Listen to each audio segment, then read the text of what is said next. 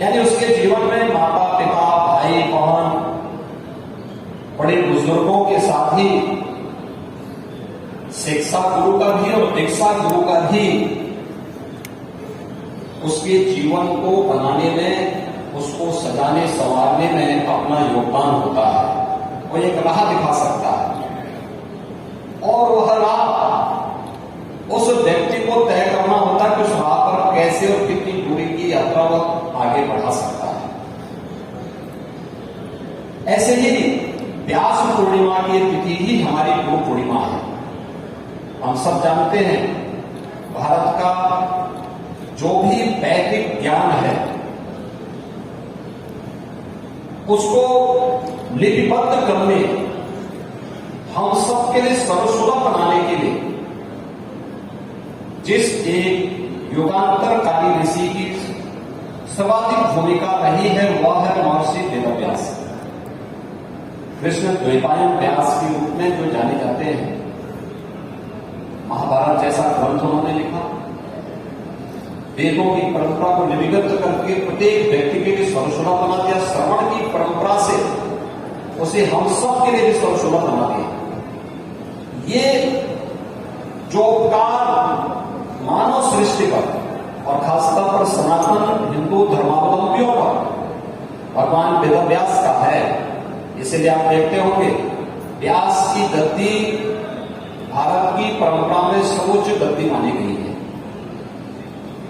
कथावाचन का कार्यक्रम हो, आचार्य सभी लोग बैठते हैं, लेकिन व्यास को हमेशा महत्व दिया जाता है क्योंकि गुरु के साथ, आदि गुरु के साथ जुड़ा हुआ है और उसके प्रत्येक सनातन निष्ठा हमें निरंतर आगे बढ़ने की प्रेरणा प्रदान करता है।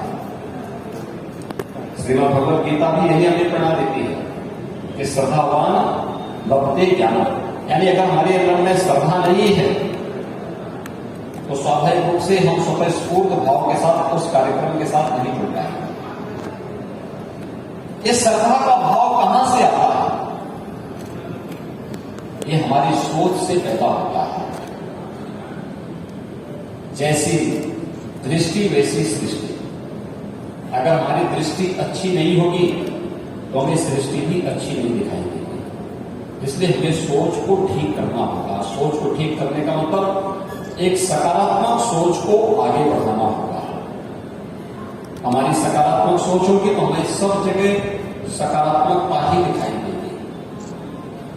हमारी नकारात्मक सोच होगी तो समस्या दिखाई देगी, लेकिन सकारात्मक सोच होगी तो बड़ी से बड़ी चुनौती में भी आपको समाधान दिखाई देगा और जहां समाधान है वहीं पर आगे बढ़ने के लिए भी रास्ता है।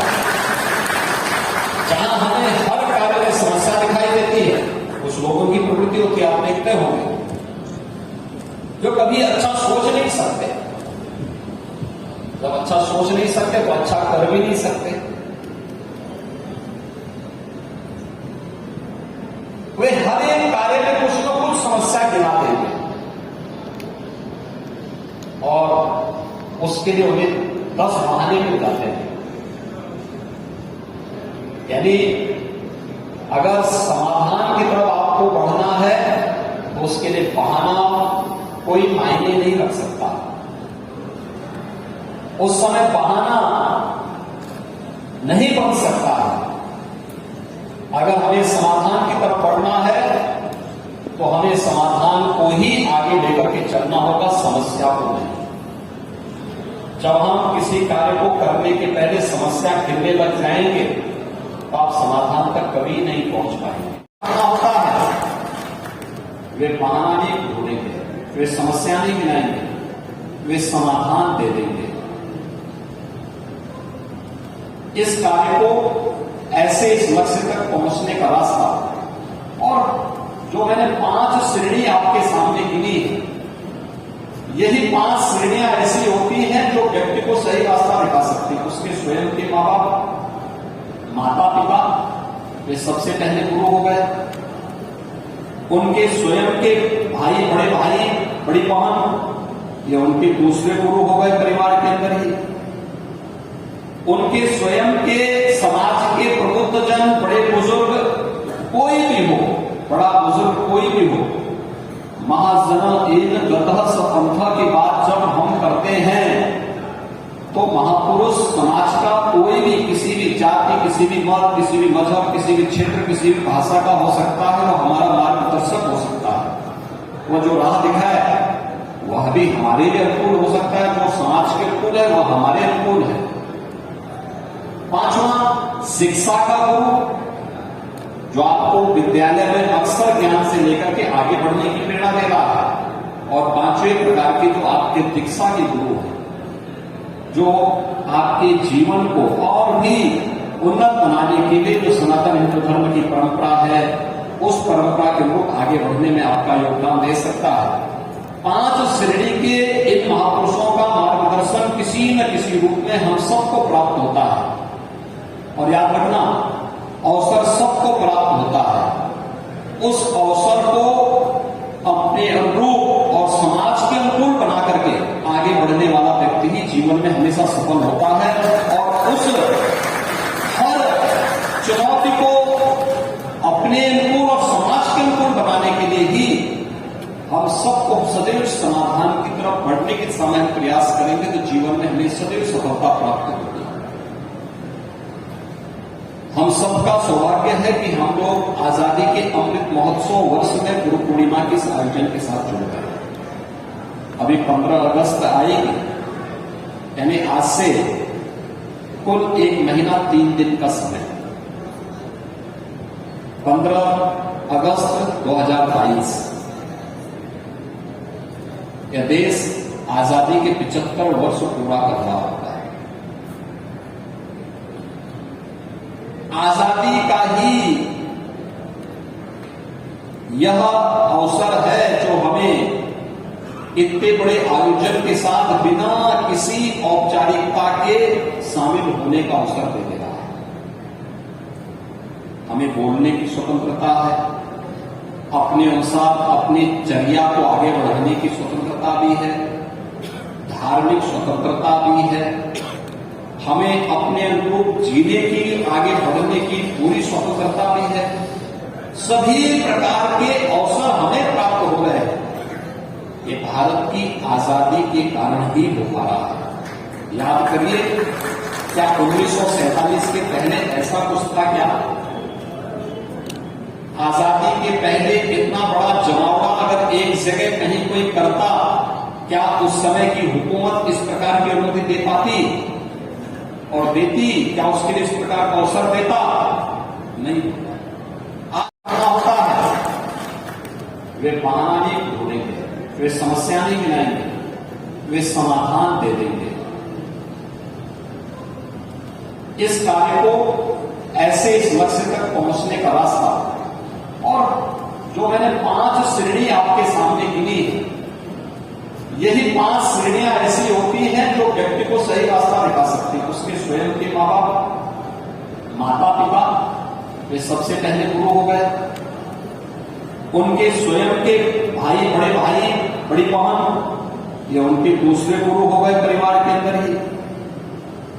उनके स्वयं के समाज के प्रबुद्ध जन, बड़े बुजुर्ग, कोई भी हो, बड़ा बुजुर्ग कोई भी हो, महाजन एन गतः सपंथा की बात जब हम करते हैं तो महापुरुष समाज का कोई भी किसी भी जाति, किसी भी मत, किसी भी मजहब, किसी भी क्षेत्र, किसी भी भाषा का हो सकता है, वो हमारा मार्गदर्शक हो सकता है। वो जो राह दिखाए वह भी हमारे लिए अनुकूल हो सकता है, जो समाज के अनुकूल है वह हमारे अनुकूल है। पांचवा, शिक्षा का गुरु, जो आपको विद्यालय में अक्सर ज्ञान से लेकर के आगे बढ़ने की प्रेरणा दे रहा है। और 5वें प्रकार के जो आपके दीक्षा के गुरु हैं, जो आपके जीवन को और भी उन्नत बनाने के लिए जो सनातन हिंदू धर्म की परंपरा है, उस परंपरा के अनुरूप आगे बढ़ने में आपका योगदान दे सकता है। 5 श्रेणी के इन महापुरुषों का मार्गदर्शन किसी न किसी रूप में हम सबको प्राप्त होता है। और याद रखना, अवसर सबको प्राप्त होता है। उस अवसर को अपने अनुरूप और समाज के अनुकूल बना करके आगे बढ़ने वाला व्यक्ति ही जीवन में हमेशा सफल होता है। और उस हर चुनौती को अपने अनुकूल और समाज के अनुकूल बनाने के लिए ही हम सबको सदैव समाधान की तरफ बढ़ने के समय प्रयास करेंगे तो जीवन में हमें सदैव सफलता प्राप्त होगी। हम सबका सौभाग्य है कि हम लोग आजादी के अमृत महोत्सव वर्ष में गुरु पूर्णिमा के इस आयोजन के साथ जुड़ गए। अभी 15 अगस्त आएगी, यानी आज से कुल 1 महीना 3 दिन का समय। 15 अगस्त 2022 यह देश आजादी के 75 वर्ष पूरा कर रहा होता है। आजादी का ही यह अवसर है जो हमें इतने बड़े आयोजन के साथ बिना किसी औपचारिकता के शामिल होने का अवसर दे दे रहा है। हमें बोलने की स्वतंत्रता है, अपने अनुसार अपनी चर्या को आगे बढ़ाने की स्वतंत्रता भी है, धार्मिक स्वतंत्रता भी है, हमें अपने अनुरूप जीने की, आगे बढ़ने की पूरी स्वतंत्रता भी है। सभी प्रकार के अवसर हमें प्राप्त हो रहे हैं। ये भारत की आजादी के कारण ही हो पा रहा है। याद करिए, क्या 1947 के पहले ऐसा कुछ था क्या? आजादी के पहले इतना बड़ा जमावड़ा अगर एक जगह कहीं कोई करता, क्या उस समय की हुकूमत इस प्रकार की अनुमति दे पाती और देती? क्या उसके लिए इस प्रकार का अवसर देता? नहीं। आज तरीके से मनाते हैं, क्या ये आजादी के पहले संभव होता था क्या? आज हम लोग अपने अनुसार कहीं भी अपना भाषण दे सकते हैं, अपने अनुसार अपना स्कूल चेंज कर सकते हैं, अपने अनुसार अपने जीवन को आगे बढ़ा सकते हैं। क्या ये 1947 के पहले संभव था क्या? नहीं। हमें उस समय निर्णय लेने की स्वतंत्रता नहीं थी, अब से अपने अनुसार जीवन जीने की स्वतंत्रता नहीं थी, हमारा अपने देश का संविधान नहीं था, हमें ब्रिटेन की मर्जी से काम करना होता था। भारत को अपने किसी भी प्रकार की आजादी नहीं थी। जो मौलिक स्वतंत्रता प्रत्येक व्यक्ति के जीवन के लिए आवश्यक होता है, वो उस समय किसी को नहीं था। और इसीलिए यह देश जब 15 अगस्त 1947 को आजाद हुआ, आजाद भारत ने फिर कहा कि नहीं, अब हम किसी के संविधान से नहीं बल्कि अपने देश की भावनाओं के अनुरूप अपना संविधान बनाएंगे और उसके अनुरूप अपना देश का संचालन भी करेंगे। स्वतंत्र भारत ने अपना संविधान भी बनाया। 26 जनवरी 1950 को संविधान को अंगीकार भी किया। इससे पहले 26 जनवरी 1949 को, 26 नवंबर 1949 को संविधान को हमने स्वीकृति भी दी, संविधान सभा ने स्वीकृति भी दी। प्रधानमंत्री मोदी जी ने 26 नवंबर की तिथि को संविधान दिवस के रूप में भी पूरे देश के अंदर मनाना प्रारंभ किया, जिससे भारत की हर एक पीढ़ी को, वर्तमान और भावी पीढ़ी को अपने वर्तमान और अपने अतीत की जानकारी भी प्राप्त हो सके। संविधान दिवस पर देश के संविधान के प्रति शपथ लेकर के हम लोग न केवल अपने मौलिक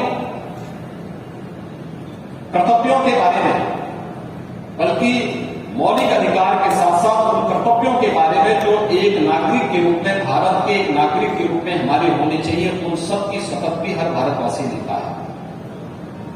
और हम सब सौभाग्यशाली हैं कि हमारी ये पीढ़ी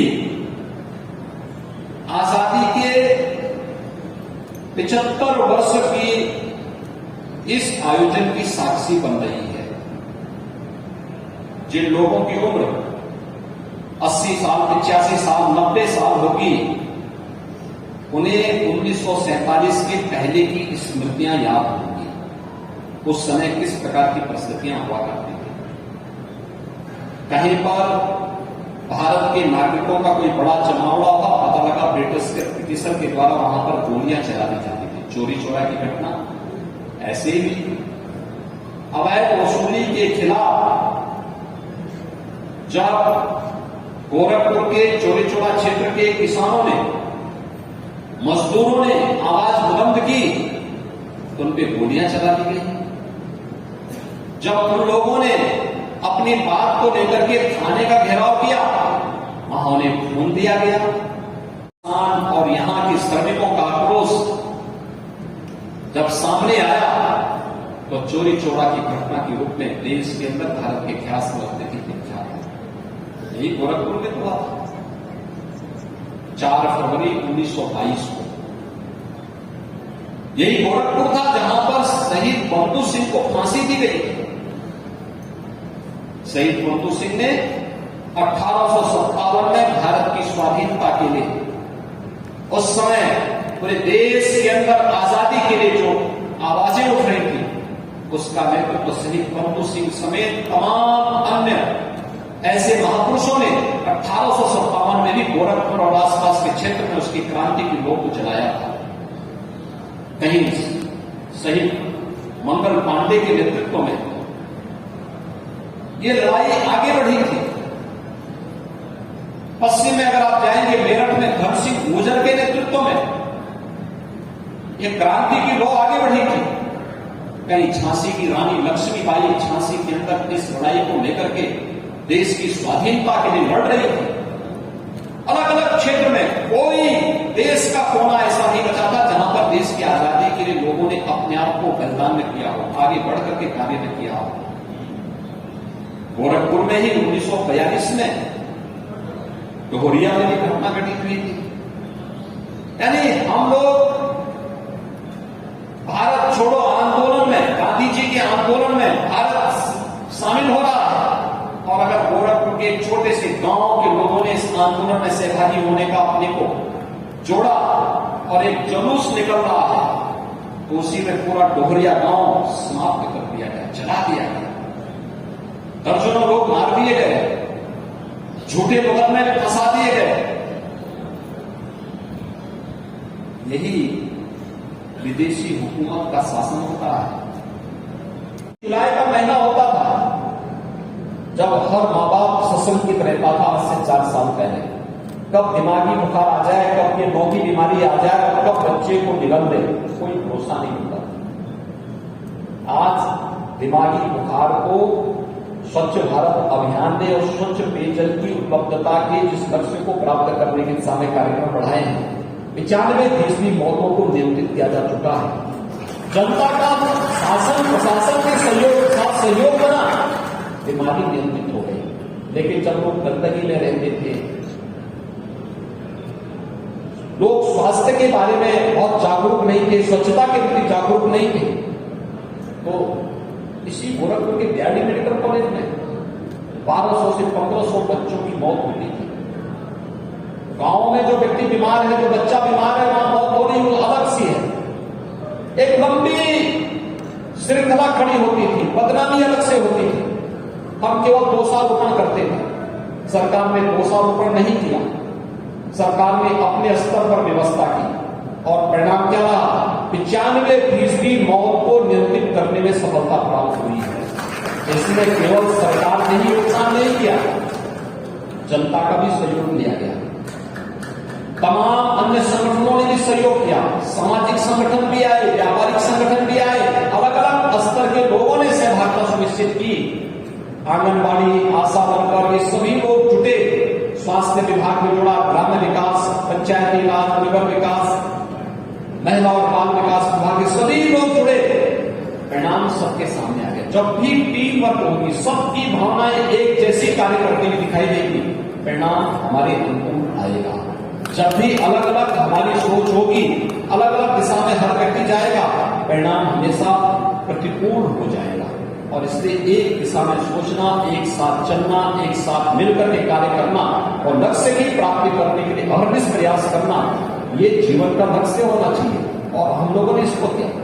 स्वच्छ भारत मिशन की कीमत को हम लोग समझ सकते हैं। तो आज से 4 साल पहले गोरखपुर में ही, गोरखपुर, देवरिया, कुशीनगर, महाराजगंज, बस्ती, संत कबीर नगर, सिद्धार्थ नगर के हजारों बच्चों की मौत को अपनी आंखों के सामने देखते हैं। आज स्वच्छ भारत मिशन जैसे भारत के प्रधानमंत्री जी के विजनरी अभियान ने उन मौत के आंकड़ों को नियंत्रित करने में सफलता प्राप्त की। इसलिए 11 से 18 के बीच में जो कार्यक्रम होंगे, किसी के बारे में, कोरोना महामारी के बारे में व्यापक जागरूकता का कार्यक्रम बने, महापुरुषों की झांकियां निकले, अलग अलग तबके के लोगों को जागरूक करने के लिए उस प्रकार के कार्यक्रम हमारे बनने चाहिए। किसी भी विद्यालय में सांस्कृतिक कार्यक्रम हो, किसी भी अलग अलग तबके के कलाकार अलग अलग चौराहों पर महापुरुष आजादी के विभिन्न घटनाओं की स्मृति में देश की आजादी के अमृत महोत्सव कार्यक्रम के साथ जुड़ करके सांस्कृतिक और राष्ट्रभक्ति के कार्यक्रमों के साथ अपने आप को जोड़े। अलग अलग तबके के लोगों के द्वारा अलग अलग कार्यक्रम, गोरखपुर वासियों को इन सब कार्यक्रमों के साथ जुड़ना चाहिए। हम सबका दायित्व बनता है, क्योंकि हम भारत के वासी हैं और भारत की आजादी के 75 वर्ष हम सब मना रहे हैं। आजादी का अमृत महोत्सव कार्यक्रम के साथ जुड़ना हम सब के लिए कर्तव्य घटना होगी। आगामी 25 वर्षों की कार्य योजना बनाना हम सब के लिए एक महत्वपूर्ण घटना होगी। 25 वर्ष से क्या, आप में से बहुत सारे लोग अलग अलग पोजिशन पर होंगे। कोई युवा हो चुका होगा, कोई बुजुर्ग प्रौढ़ हो चुका होगा, कोई बुजुर्ग हो चुका होगा, बहुत सारी चीजें होंगी। लेकिन उन सब की प्रवाह के बगैर हम सब इस कार्यक्रम के साथ जुड़े, यह हम सब के लिए अत्यंत महत्वपूर्ण होगा। आजादी के अमृत महोत्सव कार्यक्रम के साथ साथ अनेक महापुरुषों की जयंतियां होंगी, जिन लोगों ने उस दौरान अपने भारत की आजादी के लिए अपना योगदान किया था। गोरखपुर में शहीद बंधु सिंह का, पंडित राम प्रसाद बिस्मिल का है, चोरी चौरा, डोगरिया और भी अन्य जो गोरखपुर में ऐसे महत्वपूर्ण स्थल हैं, वहां से जुड़े हुए उन क्रांतिकारी और शहीदों के बारे में भी हम सबको कुछ विशिष्ट कार्यक्रम बनाने चाहिए, विशेष आयोजन करने चाहिए। यह एक लक्ष्य है। दूसरा, आजादी में स्वदेशी अपनाया था। स्वदेशी का मतलब जो भारत के लोगों के द्वारा ही, भारत के हस्तशिल्पियों के द्वारा, भारत के कलाकारों के द्वारा, कारीगरों के द्वारा जो उत्पाद बनाया जाए, उसको भारत ने जब स्वीकार करना दिया, विदेशी वस्तुओं की गोलियां चली, स्वदेशी वस्तुओं को लोगों ने अपनाना शुरू किया। देखते देखते पूरे देश के अंदर आंदोलन एक नए ओज और तेज के साथ आगे बढ़ा। आज प्रधानमंत्री जी ने एक नया लक्ष्य दिया है, आत्मनिर्भर भारत का। आत्मनिर्भर भारत तभी आगे बढ़ेगा जब हम सब अपने स्वदेशी वस्तुओं को प्रमोट करेंगे। कभी गोरखपुर के पिपरोली में बर्तन बनते थे, आज गायब हो गया। कहां गायब हो गया? क्यों गायब हो गया? आज क्यों नहीं बन पा रहा है? याद रखना, जब हम सिल्वर के, यानी जो ये एल्यूमिनियम के बर्तन में भोजन जो बनाते हैं ना, ये बड़ा खतरनाक है। विश्व की तमाम प्रतिष्ठित संस्थाओं ने इसके बारे में एक चेतावनी दी है। सबसे अच्छा भोजन किसमें बनेगा? पीतल या उससे जुड़ी हुई जो बर्तन होंगे उसमें बने हुए भोजन आपके लिए, स्वास्थ्य के लिए अनुकूल हो सकता है। लेकिन ये जो एल्यूमिनियम है, एल्यूमिनियम से बने हुए बर्तन में जब हम भोजन बनाते हैं, वह स्वास्थ्य के लिए बहुत अनुकूल नहीं होता। लेकिन यहां पर गोरखपुर में, पिपरौली में कभी ये बर्तन बनते थे, आज वो बंद हो गए। हर जनपद के लिए राज्य सरकार ने एक योजना चलाई, एक जनपद एक उत्पाद की योजना। पहले चरण में टेराकोटा दिया है। गोरखपुर के, औरंगाबाद के हमारे कलाकार टेराकोटा के बर्तन और टेराकोटा की कलाकृतियां बनाते हैं, अच्छा काम कर रहे हैं। उनके साथ और भी अगल बगल के गांव के लोग जुड़ चुके हैं। ऐसे ही हर जनपद की एक योजना हम लोगों ने दी, जो यूपी के लिए विख्यात थी। परंपरागत उत्पाद को आगे बढ़ा करके आत्मनिर्भर भारत के लक्ष्य को प्राप्त करने की दिशा में हम भी योगदान दे सकते हैं। और इस दृष्टि से स्वदेशी को प्रोत्साहित करना, जहां हैंडलूम होगा, जहां पे परंपरागत तरीके से चलता है, उसको हम तकनीक के साथ जोड़ करके रोजगार पर असर न पड़े, लेकिन कम पूंजी में ज्यादा रोजगार और ज्यादा लोगों को एक जीवन में स्वावलंबन का अवसर प्रदान करने के अवसर देना। महिला स्वयंसेवी समूह बेहतरीन कार्य कर सकते हैं अलग अलग क्षेत्र में। बहुत सारे आयोजन हैं जिनके साथ महिला स्वयंसेवी समूह जुड़ सकती है। हम देखते हैं कि गोरखपुर में एक डेयरी है, लेकिन डेयरी घाटे में इसलिए चल रही है क्योंकि डेयरी में दूध नहीं आता, मिल्क कलेक्शन की सुविधा नहीं करते हो। इसके लिए अगर गोरखपुर के सभी 3300 ग्राम पंचायतों में हम वहां के लोकल किसानों के साथ जुड़ करके दुग्ध समितियां गठित कर लें और महिला स्वयंसेवी समूह इसके साथ जुड़े, हर 33 गांवों की महिलाएं जुड़ जाएं जो उन गांवों से दूध, हर एक जिसके पास भैंस है, जिसके पास गाय है, याद रखना डेयरी में दूध देने के लिए फैट कंटेंट को देखा जाता है, वो तोला जाता है, उसके अनुसार ही पैसा दिया जाता है। पानी कोई कितना भी मिला है उस पैसा में उससे नहीं मिलने वाला है, उसमें फैट पे कंटेंट को देखने के उसको नापा जाता है, उसके अनुसार ही पैसा उसका तय होता है। अगर ये 3300 गांव ग्राम पंचायतों में दुग्ध समिति गठित करके वहां से दूध कलेक्ट करके डेयरी तक पहुंचाएंगे तो डेयरी भी चल जाएगी और 3300 गांव पंचायतों में महिला स्वयंसेवी समूह उसके माध्यम से पुनर्जीवित करके उन जो महिलाएं उसके साथ जुड़ेंगी उनके पास भी आजीविका का एक माध्यम मिल जाएगा। बहुत बड़ा कार्य हो सकता है, कार्य की कमी नहीं, केवल उसको नेतृत्व देने की आवश्यकता है। मैं आपको बताऊं, बुंदेलखंड में 2019 में हम लोगों के सामने एक समस्या आई थी। वहां की महिलाओं ने कहा कि हम लोग कार्य करना चाहते हैं। हम लोगों ने वहां पे एक बलेनी मिल्क प्रोड्यूसर के रूप में एक महिला उस समय वहां पे थी। इस समय उस महिला स्वयंसेवी समूह में 600 सदस्य हैं और बुंदेलखंड के लगभग हर ग्राम पंचायत में उनकी पहुंच हो चुकी है। हर महिला हर माह 8,000 से लेकर 10,000 रुपए कमा भी रही है और उनके बलेनी मिल्क प्रोड्यूसर की मैं विगत वर्ष की बैलेंस शीट देख रहा था कि उनको नेट प्रॉफिट यानी अपना भुगतान करने के बाद भी उनको 4 करोड़ रुपए का एक साल में प्रॉफिट भी हुआ है। ये है आत्मनिर्भरता का लक्ष्य प्राप्त करने के लिए।